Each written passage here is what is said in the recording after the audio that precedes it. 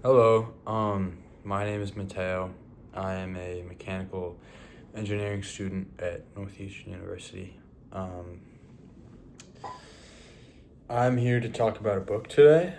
This will be like an essay, kind of about a book.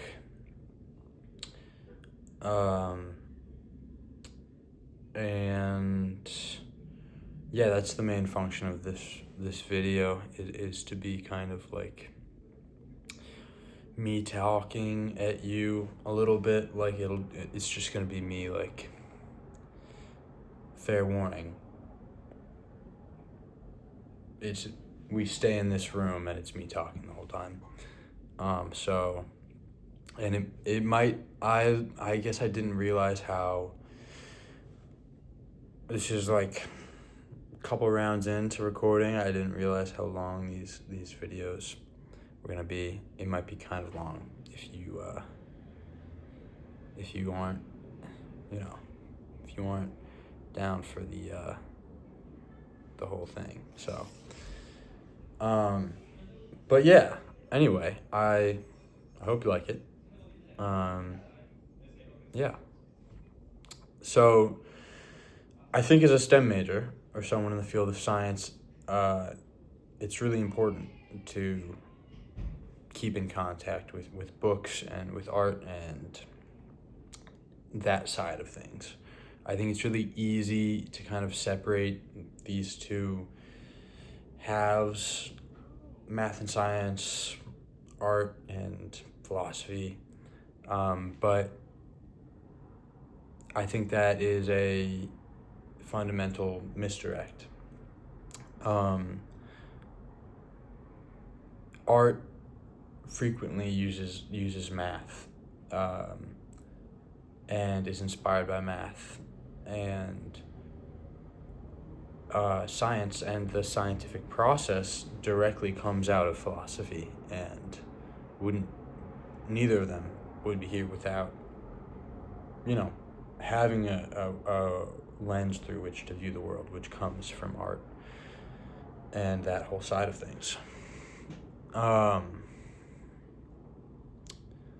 think it's important, especially as engineers and scientists, to keep in contact with the other side of things, because we become responsible for determining the ethics, what innovations should and shouldn't be made. Is progress for the sake of progress really worth anything? You should have a reason behind why you do something, and not just do it because you can. So the book I'm going to be talking about is called The Master and Margarita, and it's by a Russian author named Mikhail Bulgakov. And before I get to the book, I'd like to talk about Mikhail Bulgakov's life a little bit, give some context. So, born in 1891 in Kiev, Ukraine. So he's a Soviet author, I should have said. He's not Russian, he's Ukrainian. But he's born in 1891 in Kiev, and he goes to school and becomes a doctor. And then in 1913, he marries, for what will be the first time, to an opera singer named Tatiana Nikolaevna Lapa. Now, several years later, World War I starts. And it's followed really closely by the Russian Revolution. So I think World War I starts in 1915, and I think Russian Revolution 1917. And it's because of it, and also because of other things, like the Russian Revolution is kind of spurred along by World War I and accelerated. People don't like that they're part of the war, and it deserves kind of more explanation than I can give it right now. But here's a quick overview, which is that there's two main revolutionary parties. There's the White Army and there's the Red Army. and the White Army is the more moderate political party. They're moderate socialists. The Red Army are further left. They're what people would say like are extreme socialists. They're communists. They're Marxists. They're led by a guy named Vladimir Lenin. And the White Army wins for a second, and then the Red Army actually takes over. And the Bolsheviks, or the Red Army, go on to create the bulwark for the USSR under Vladimir Lenin. Now, Mikhail, the author of this book, was drafted into the White Army as a doctor, where he contracted a life-threatening illness. Shortly thereafter, he decides, I don't want to be a doctor anymore. I want to pursue writing. And so he writes his first story, and it's actually pretty popular, and that gives him some confidence to continue pursuing this, and he commits fully to becoming a writer. After the war, Mikhail gets his first divorce and remarries a woman named Lyubov Belazerskaya.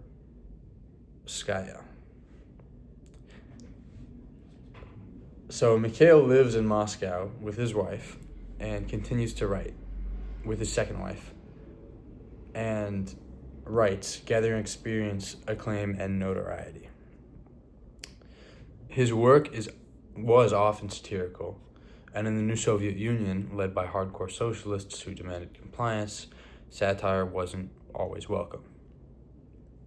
Many of his works were not allowed to be published or had to be edited heavily before release. The mainstream Soviet press criticized Bulgakov, writing that his talent is patently obvious, so is the reactionary social spirit of his works. Despite this, the Soviet leader at this time, Joseph Stalin, praised Bulgakov as a writer. Around this time, circa 1928, Bulgakov began a relationship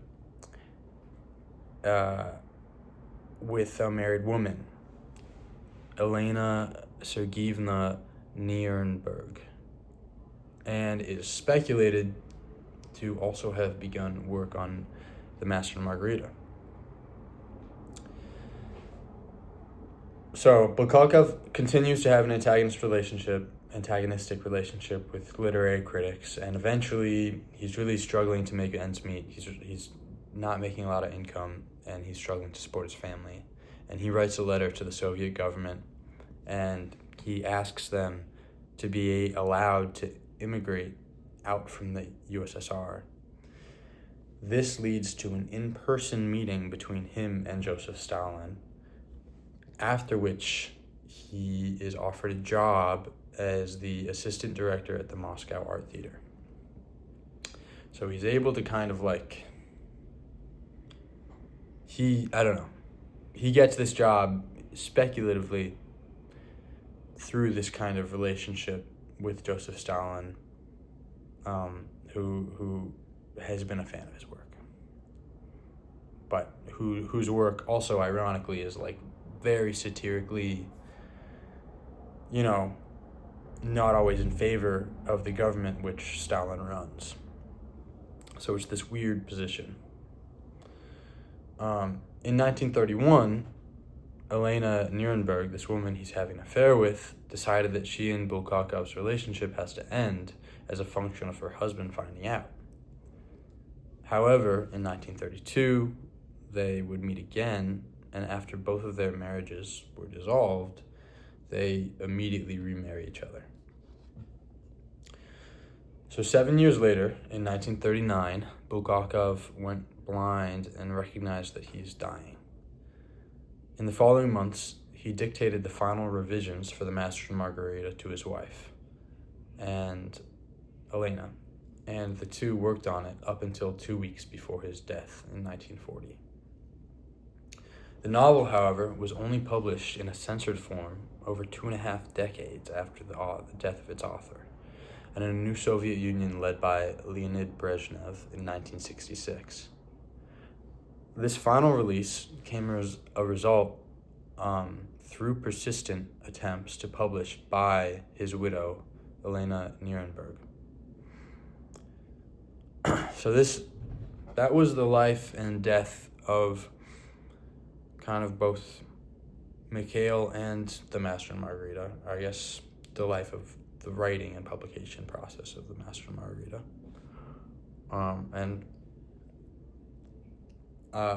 You'll see why this is important for what the book is saying and what it's about.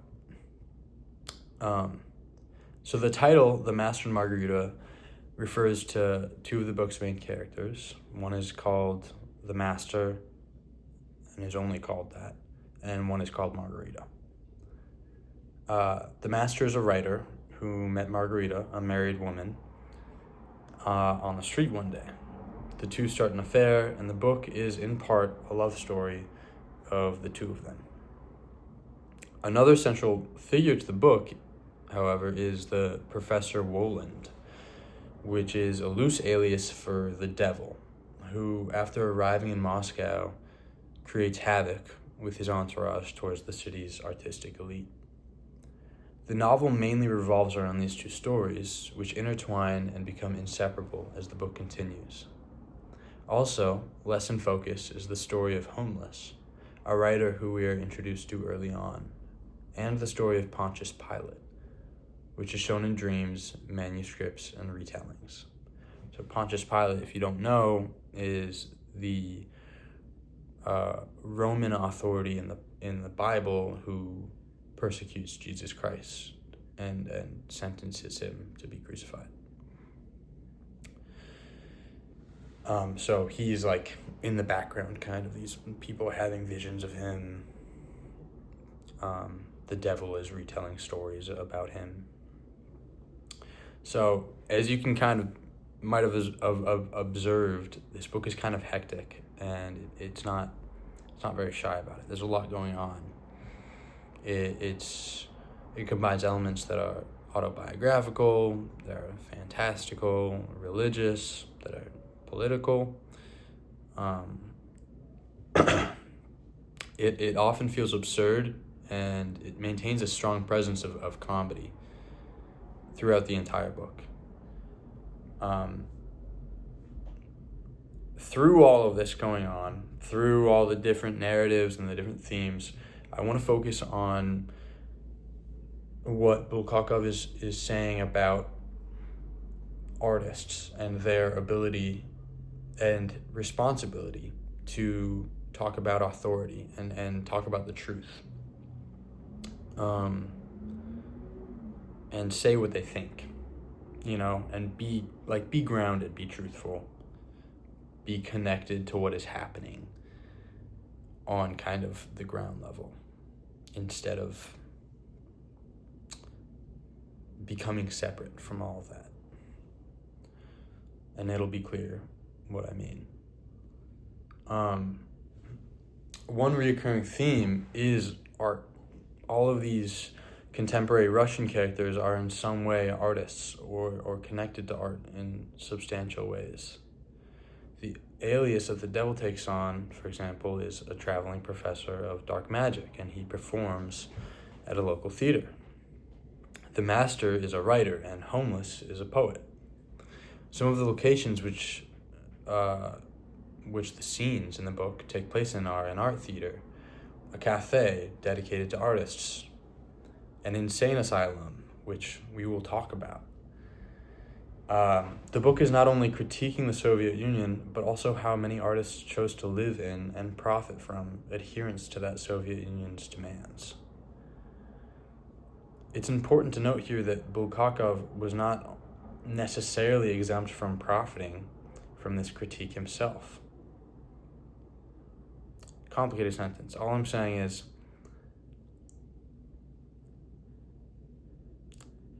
did he profit from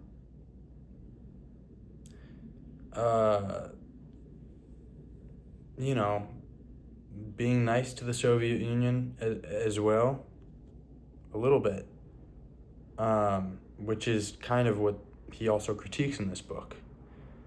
he had a personal relationship with Stalin, which we talked about. He got his job as a result of that relationship. He got his job in Moscow. And he even later on writes a play about Stalin's younger years as a revolutionary, which could be seen as an attempt to kind of do something that is less controversial as opposed to all his other work, which was heavily satirical. But I guess the ironic part about that play is that the USSR stopped it from production, just like all of his other work. Not all of his other work, but a fair amount of it. But there's this kind of, is he exempt from this critique himself? Maybe not fully. But the amount of his work that is satirical, the amount of his work that is edited in some way or that is censored, which the Master and Margarita even was in its initial form, is like a lot of it. Most of his work was censored or stopped from production in a way, or heavily critiqued by mainstream Soviet press. Mikhail Bulgakov would not or could not, for better or for worse, change the way he wrote for the USSR. With this context and that in mind, we can continue to examine Mikhail's work and position towards the way that other artists interacted with the Soviet Union. So, one of the first scenes of the book focuses on Homeless, who is this young poet, and another older, more prominent artist, as they are arguing about the story of Jesus and his existence. They're joined by a tall, thin foreigner who's claiming to be a professor of dark magic and who claims that not only was Jesus real, but that he was present on the day which Jesus was sentenced to die by Pontius Pilate. This man was present on the day. The foreigner then recalls that day in vivid detail. In addition to this out-of-place story, the foreigner also predicts that the older artist will soon die. The artist in question determines that the foreigner must be insane because of his prediction and his story. And, while pretending to the foreigner to believe him, he gets up to go alert the authorities of this crazy guy. However, as the artist runs down the street, he slips on some spilled oil, falls into a set of tracks, and is decapitated by a tram line. This is our introduction not only to Professor Woland as the foreigner, but also to the literary elite of Moscow through the lens of this older artist. It depicts him, and through him the literary elite, as not only lacking imagination, honesty, and sincerity, but also willing to sell out or report their contemporaries for a feeling of safety or acknowledgement by the establishment. The younger of the two writers, Homeless, the poet, tries to gain justice for his now dead colleague by following the mysterious foreigner. However, Homeless cannot keep up with Woland and his assorted entourage. Eventually, after showing up to a literary cafe in his underwear and getting in an altercation with someone about the events of that night, Homeless is sent to the same psychiatric institution where the master has been living. So the master in the book, in some way, can be taken as a proxy for Mikhail Bulgakov. He's a writer. He's in an affair with a married woman, or has had an affair with a married woman. And he's a writer who, despite his committal to his work, does not enjoy a prominent position within Moscow's literary elite. His work, which focuses on the story of Pontius Pilate, when finally published, is heavily critiqued by many in Moscow who hold more prestige than him. This pushes him to the edge, and he eventually isolates himself and admits himself to that psychiatric institution where he meets homeless. The use of insanity as a way to separate here towards Woland, towards the master, and homeless is important. There is a distinct difference between those artists who benefit from the status quo of a society and those who are subjugated by it or persecuted by it. Homeless, after being admitted to the psychiatric hospital, is mentored by the master, and there decides that he will not write poetry anymore. That the poetry that he wrote before was bad. That the poetry he wrote while considered sane by the literary elite of Moscow was bad, and he says he doesn't want to create it anymore. This is important. In the first scene, Homeless is engaged in an argument with a now deceased writer about the nature of God and the existence of Jesus. He's not staunchly in support one way or the other. He's kind of in this middle ground and represents a lot of kind of this he represents this middle ground of art where it's like between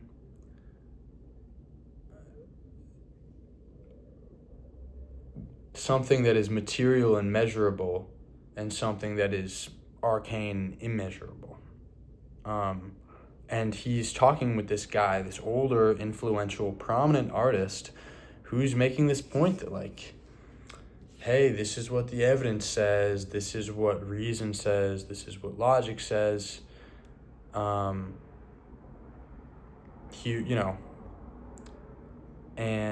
he's this younger guy being influenced. I want to step back for a second and just say this is about religion in a way, but it's also about, like, anything that cannot be explained by science. Anything that is, which is, as I said before, science is a product of a philosophical basis, and there are places that it can't go. And Homeless is kind of in this position where he might be influenced by this secular view of this guy who's saying, like, actually, this is the reality of things.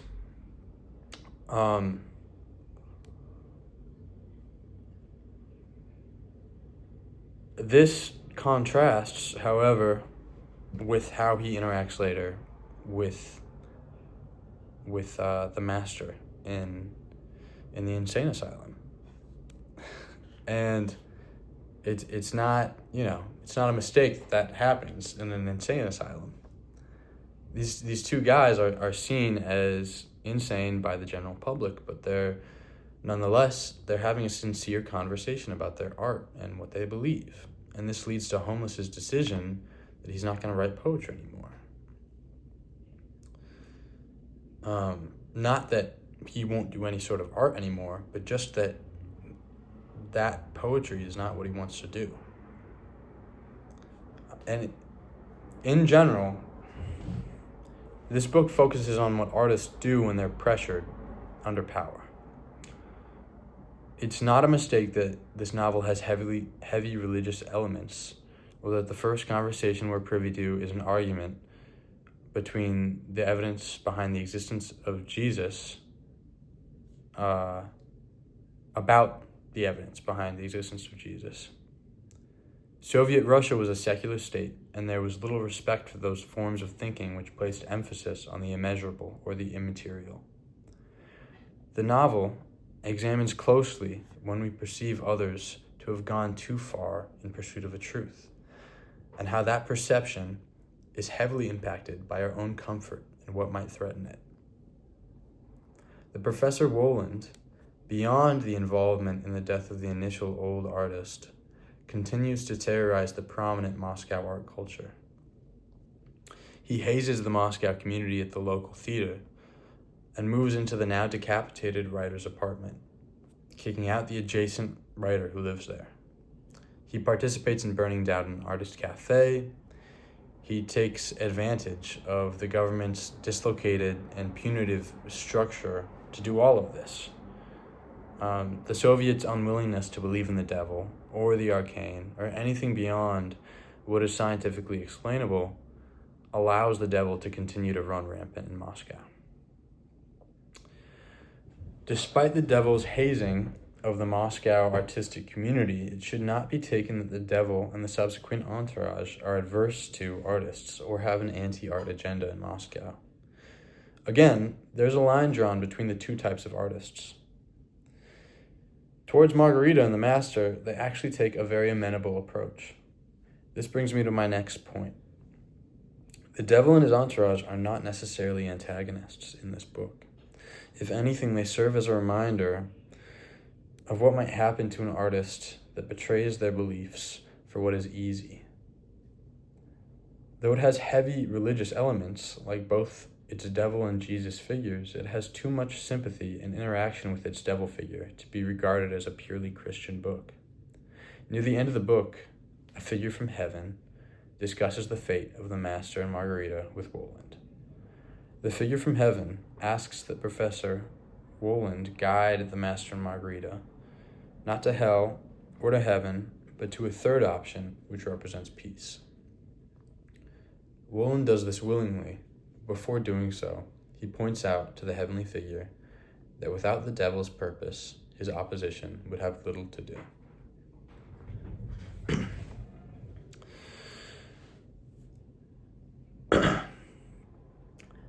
The treason of the artist in this situation is to capitulate to that feeling of comfort, to that axis of power which will not necessarily reward truth, but adherence to the mainstream. Artists might not have to be starving or constantly broke. However, when they start to enjoy a position of status, gifted by the very structure that their art should critique, we must ask if their work still represents a pursuit of deeper truth, or if it has lost that thread. Satire is a Russian tradition, and literary satire follows that pre-trodden path. Bulgakov shows that both sincerity and satire hold necessary positions in art, and where art dies is not in either, but in dishonesty, in adherence to a false doctrine. Art is meant to critique the status quo and to turn over culture. And when the reverse happens, instead, the condition of art is in peril. I hope this was I hope this is 28 minutes in. I hope this was you watched it and took something away from it. I don't know, or maybe you just go and read the book. I want to leave you with some quotes by Albert Einstein, great scientist. He said, "The most beautiful experience we can have is the mysterious. It is the fundamental emotion that stands at the cradle of true art and true science." He also said, "Gravitation is not responsible for people falling in love." All right. Like I said, I hope you guys liked this video. I hope you enjoyed it. I had to I threw this all together in like a day. And so it maybe was a little all over the place. I don't know. It was a little bit. I hope that what I was trying to communicate, the points that I was trying to get across, did go across. So thank you for watching. Bye.